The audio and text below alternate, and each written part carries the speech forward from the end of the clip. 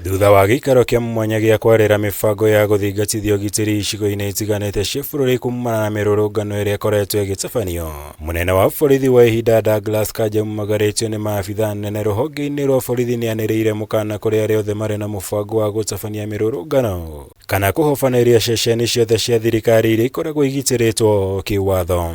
The service reiterates that protected areas are out of bounds to unauthorized persons as indicated in the Protected Areas Act, Cap 204 laws of Kenya. We wish to reiterate that any person who breaks the law will be dealt with swiftly, firmly, and decisively in accordance with the law. Mũkana ũyũ wa borithi ũrũmĩrĩire igeria rĩa rũrũngano ũmũthĩ kũingĩra kĩharo-inĩ kĩa ndege gĩa kĩmabũrũri kĩa Jomo Kenyatta, ĩrĩa nĩ imwe ya ceceni cia borithi iria ikoragwo igitĩrĩtwo kĩwatho makĩria nĩ ũndũ wa gũkorwo ceceni ya kũiga matangi ma maguta ma Kenya Pipeline ĩkoragwo thĩinĩ wa kĩharo gĩkĩ.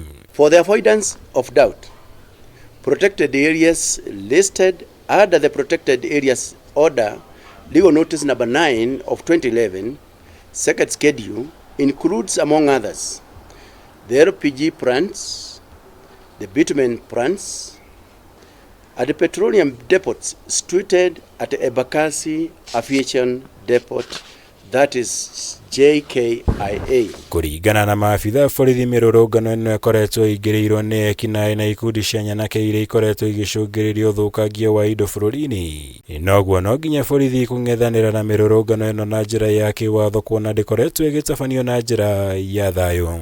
Evidently, and based on credible intelligence, however, there is no doubt that the current demonstrations have become a haven of goons, motivated and opportunistic offenders to loot, destroy property of innocent and hardworking Kenyans. No na thengia wa gũkĩrĩrwo na njĩra nene kumana na ũrĩa makoretwo makĩhũthĩra hinya mũkĩrũku hĩndĩ ya mĩrũrũngano ĩno, rũhonge rwa borithi nĩ rwĩhĩtĩte gũthiĩ na mbere na mĩhang'o ya gũthingatithia thayũ guothe bũrũri-inĩ, makĩranĩra kũhũthĩra njĩra ciothe cia kĩwatho nĩguo gũtigĩrĩra thayũ wa bũrũri ndũgũtharario nĩ mũndũ o wothe.